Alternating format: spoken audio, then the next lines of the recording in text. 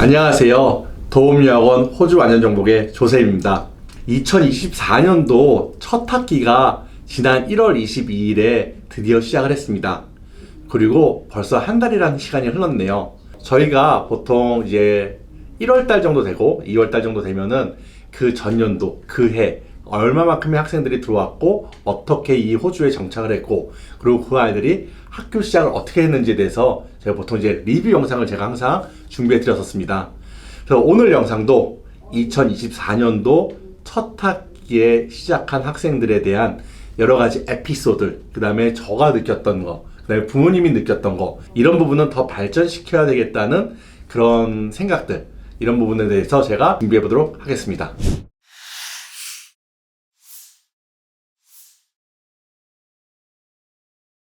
저희가 2024년도 1학기 1월 22일 날 오리엔테이션 때 저를 포함해서 저희 실장님, 과장님, 대리님, 저희 모든 직원들이 다 총출동해가지고 학교에 가서 새로 시작하는 저희 학생들을 도와주고 그 다음에 학교 분위기를 한번 파악해봤습니다. 그 이후에 저희가 한번 모여가지고 미팅을 한 결과 여러 가지 저희가 이제 정보를 여러분들에게 알려드리고자 합니다. 우선은 제가 골드코스트 학교와 브리스벤 학교를 한번 나눠보도록 하겠습니다. 골드코스트 학교에서 제가 방문했던 학교 중에 가장 놀랬던 학교가 두 군데가 있어요. 하나는 브로드비치 스테이 스쿨입니다. 브로드비치 스테이 스쿨은 제가 왜 놀랐냐면요. 생각보다 너무 많은 한국 아이들이, 특히나 초등학교 3학년, 4학년 아이들이 많이 시작했습니다. 제가 오리엔테이션 때 가서 한번 이렇게 카운트를 해봤는데 총 16명의 아이들이 시작을 했습니다. 사실 이 넘버는 예전에 2023년도 첫 학기 시작할 때 켈빈 그로브의 넘버보다도 많았습니다. 학교 자체의 사이즈가 작은 거에 비해서 한국 학생들이 많이 시작했다는 거죠. 장점도 있지만은 분명히 목적에 따라서는 단점도 있습니다. 그리고 두 번째 놀랬던 학교는요, 베노아 스테이 스쿨이에요. 사실 베노아 스테이 스쿨은요, 2023년도 1학기 때 정말 많은 한국 학생들이 시작을 했어요.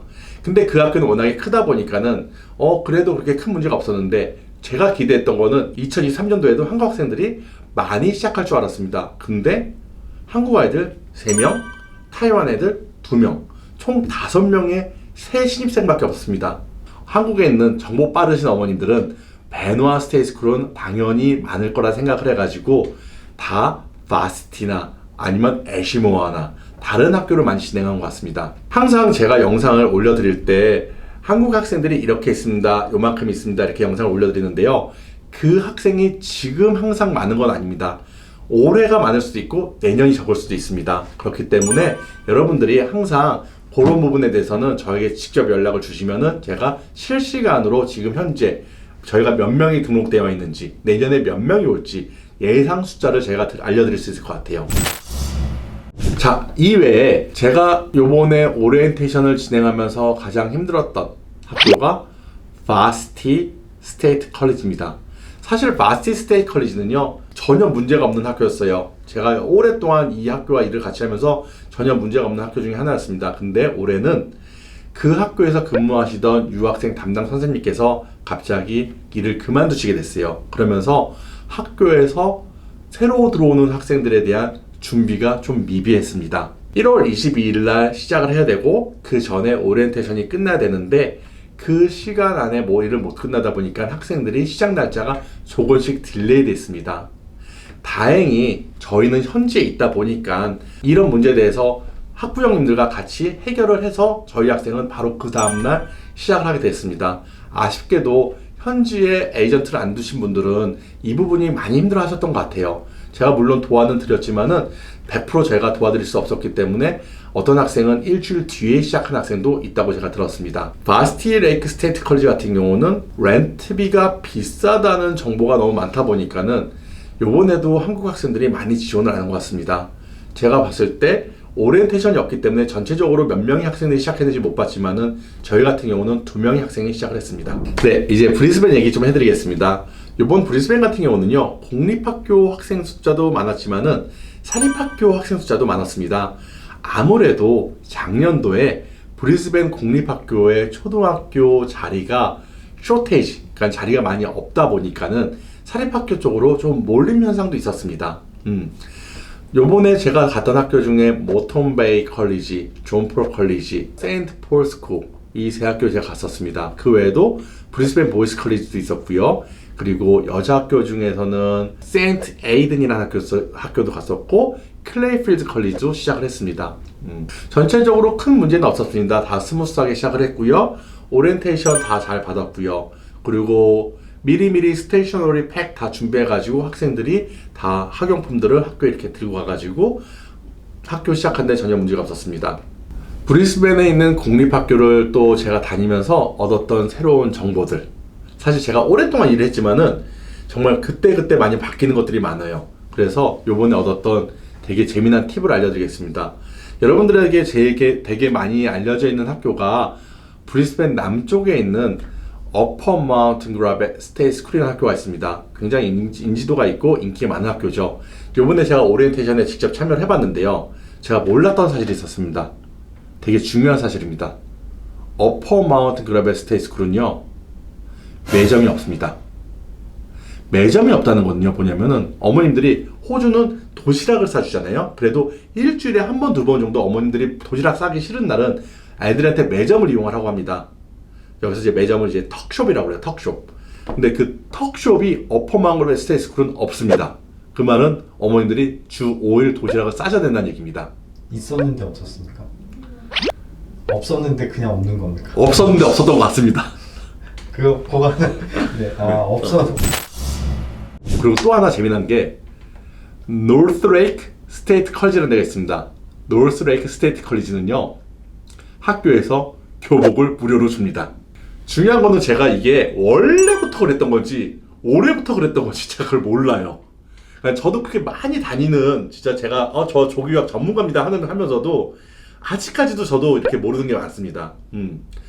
노스레이크 스테이트 컬리지 같은 경우 교복을 무료로 준다. 이거는 굉장히 메리트가 있죠. 사실은요, 애들이 맨날 잊어버리는 게 모자, 점퍼 이런 거 잊어버리거든요. 근데 그때마다 학교에서 제공을 해주는지 그건 모르겠지만은 어찌됐든 처음에 학생이 들어갔을 때 그만큼 학교에서는 이 학생들에게 많은 거를 제공해주고 있다는 거를 느낄 수가 있다는 게 되게 좋죠. 그리고 또 하나 또 재미났던 게 켈빈 그로브 스테이트 컬리지입니다.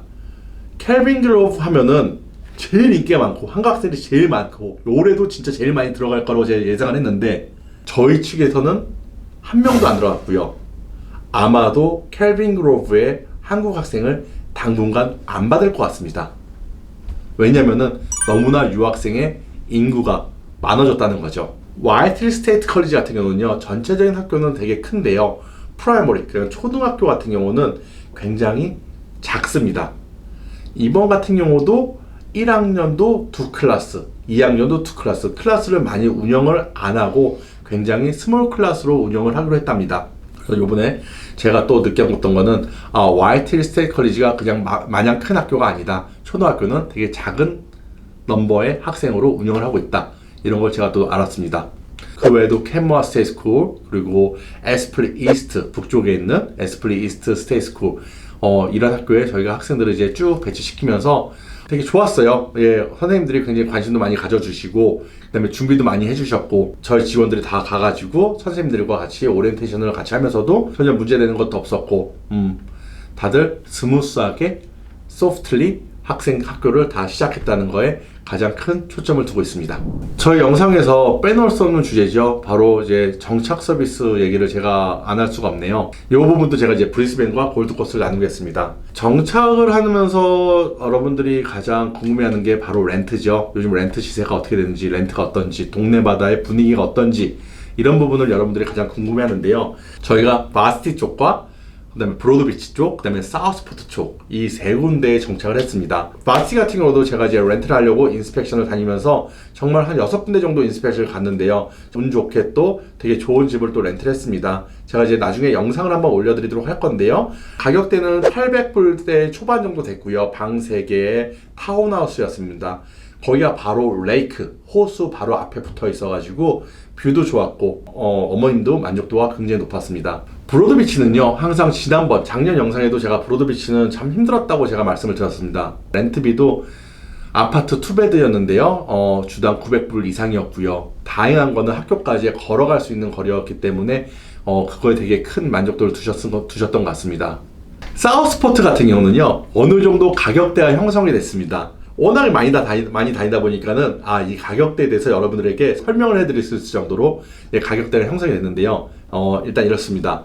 자, 원베드 같은 경우는 주당 $580 위아래, 그리고 원베드에 가구가 있으면은 $100가 추가됩니다. 그래서 $680 위아래.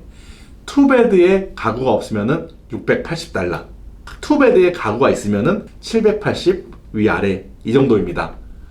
물론 제가 말씀드린 가격은요, 꼭대기층에 뭐 뷰가 되게 더 좋고 이런 게 아니라 그냥 중간층에 중간 정도 되는 사우스포트 센트럴 그쪽 가격대입니다.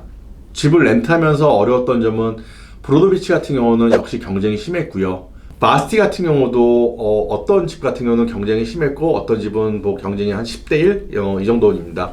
제가 보면은 한 10대 1 정도면은 제가 잘 할 수 있을 것 같아요. 근데 뭐 20대 1 이 정도 된다 그러면은 저희가 더 준비를 더 많이 해야 되겠죠.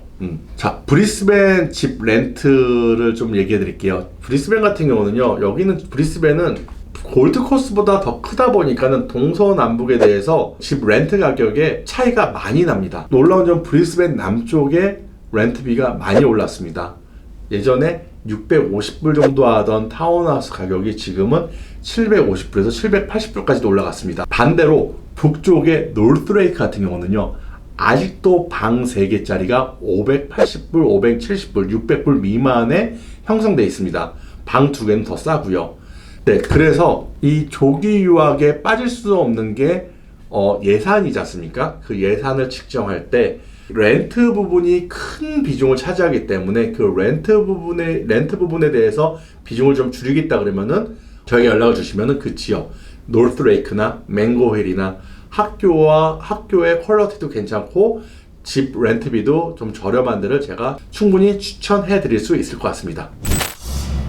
차를 또 무시 못하죠. 왜냐면 처음 들어가는 비용 중에 가장 큰 비용이 차량 비용이 또 큽니다. 차 같은 경우는요, 작년과 올해 비교했을 때 전체적으로 차값은 떨어졌습니다. 떨어졌다는 건 뭐냐면은 중고차를 살 때 작년에는 중고차 시장에 매물이 없다 보니까는 차값을 픽스 고정시키고 뭐 깎아주거나 흥정을 안 해줬어요. 사기 싫으면은 말어, 이런 느낌이었거든요. 근데 요즘은 중고차 시장에, 중고차 매장에 가면은 차가 엄청 많아졌습니다. 그 친구들도 그 차를 빨리빨리 소화시켜야 됩니다. 그래서 차값은 제가 봤을 때 조금 다운됐다고 봅니다.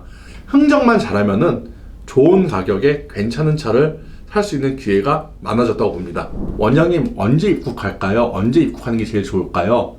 시작 날짜는 정해져 있죠, 학교는요. 근데 언제, 어느 시점에 호주로 입국하는 게 좋을까요? 라는 질문 많이 합니다. 학교 시작 2, 3주 전, 어떤 분들은 학교 시작 이틀 전, 어떤 분들은 학교 시작 2달 전, 이렇게 정말 가시각색으로 들어오시는데요. 모두 다 집안마다 그 다음에 계획들이 다 다르시겠지만 제가 이번에 느꼈던 거는 너무 일찍 들어와도 안 좋고 너무 늦게 들어와도 안 좋다는 겁니다.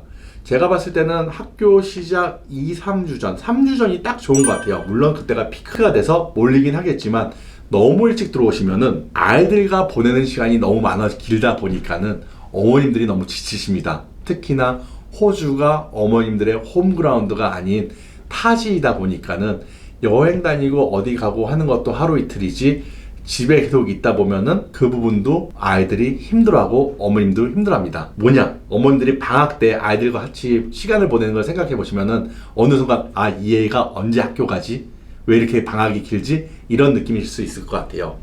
그리고 너무 늦게 들어오시는 분들은 저희가 정말 정신이 없어요. 집부터 해가지고 학교까지 해야 되는데 아직 어떻게 운전해서 학교 가야 되는지도 모르시는데 바로 그 다음날, 그 다다음날 학교를 가셔야 된다는 그 부담감이 크실 수도 있습니다. 그래서 항상 이제 들어오는 시점, 이 부분이 어떻게 보면 좀 중요한 것 같아요. 너무 지쳐가지고 지친 상태에서 학교를 시작하는 것과 너무 러시돼가지고 준비가 안 된 상태에서 학교를 시작하는 부분들, 이런 부분들을 좀 저희가 밸런스를 좀 맞추면서 여러분들이랑 얘기를 해서 입국 시점을 잡았으면 좋겠습니다. 나머지는 어머님들 너무 잘 준비해 오셨어요. 한국에서 필요한 물건들, 전자제품들, 소품들, 가정용품들 잘 준비하셨고 짐들도 뭐 적당히 잘 싸셨고요. 예. 제가 요즘 좀 관가했던 게 요즘 오시는 어머님들이 전체적인 나이대가 다 조금 이제 내려가시면서 해외에 대한 부담감이 없어지신 분들이 많더라고요. 영어도 유창하진 않지만은 어떤 사람이 영어로 접근했을 때 그거에 대해서 피하시는 분들이 아니라 이렇게 다 상대하고 응대하실 수 있는 어머님들이 굉장히 많아지셨습니다.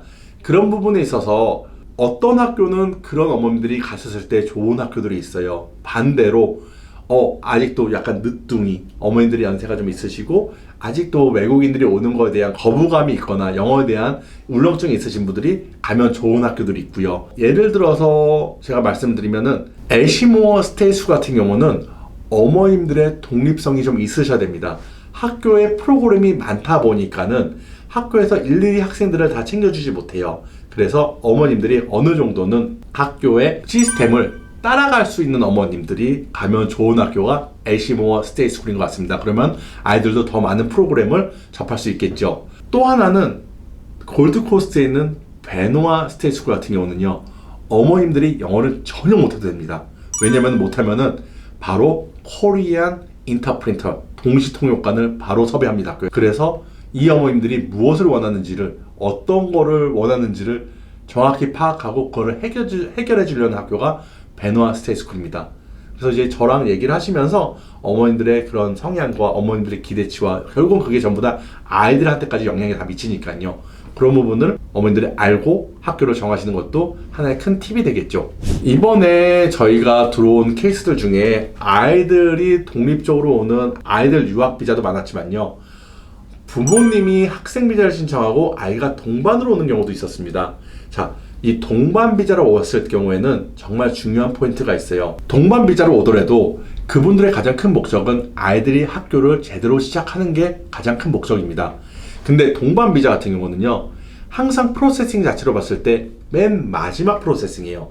제가 말씀드리고 싶은 거는 저희의 프로세싱이 아니라 학교에서 학생들을 입학시키는 절차에 있어서 동반 비자는 항상 맨 마지막입니다. 동반 비자의 진행 절차를 보면요, 교육청에 지원을 하고 교육청에 학비를 내고 이후 거주지 증명을 해야 됩니다. 이걸 캐치먼트 증명이라고 합니다. 거주지 증명을 하려면요, 집 계약 서류가 있어야 되고 전기 계약 서류가 있어야 됩니다. 그걸 가지고 캐치먼트 안에 있는 학교에 또 지원을 해야 됩니다. 이 부분이 유학생과 다른 게 뭐냐면은 유학생은 이미 학교를 정해놓고 캐치먼트 이외의 지역에 살아도 어디 학교든 유학생 자기가 정해놓은 학교를 가면 되는데, 동반 비자인 경우는 학교가 내 캐치먼트 안에서 모든 학교를 다 지원할 수가 있습니다. 그게 가장 큰 차이점이죠. 호주는 여름방학이, 그러니까 한국의 겨울방학이죠. 12월 중순부터 학교 시작일은 그 다음에 매년 1월 마지막 주 월요일입니다. 만약에 부모님들이 그 전에 들어와서 집 렌트와 모든 서류가 완벽하다 그러면은 방학 전에 프로세싱을 하면은 딱 학교 시작하는 날 시작할 수가 있습니다. 근데 대부분의 손님들이 렌트비도 계속 내야 되고 비자 나오는 시간도 있고, 그래서 방학 중에 입국을 하십니다. 그럼 결국은 프로세싱 스타트는 학교 시작하는 날부터 서류가 들어가기 때문에 학교 시작일은 딜레이 될 수밖에 없습니다. 이 점 유의하시고 준비하시면은 좀 마음 편하게, 우리 아이는 조금 늦게 시작해도 돼, 이런 마음으로 좀 기다려 주시면은 될 것 같습니다. 자, 이제 학생들이 학교 시작하고 이제 벌써 한 달이라는 시간이 이제 흘렀습니다. 그러면서 이제 제가 어머님들한테 이제 연락을 한 번 더 돌렸어요. 어떻게 지내시는지. 제가 요번에 어떤 학부형님 수영 레슨 신청하는 걸 도와드렸습니다. 제가 알았던 게 가격이 30분에 25달러 정도. 레슨을 일주일에 한 번 30분이고요. 만약 일주일에 두 번 한다 그러면은 15달러, 두 번째 레슨은 해가지고 총 일주일에 40달러 정도로 수영 레슨을 받고 있습니다. 네, 그렇게 바쁘게 지내시는 분도 있고요. 또 어떤 어머님은 또 연락이 와가지고 아이가 영어 때문에 힘들어한다, 클래스에서 좀 외로워한다, 이러는 아이들도 있습니다. 왜냐면 아이들은 요즘 표현을 잘해요. 엄마는 학교 가기 싫어, 학교 영어가 너무 무서워, 이런 경우도 있습니다. 그러나 그런 경우들을 너무 많아요. 사실은요, 거의 대부분이 다 그렇다 보시면 돼요.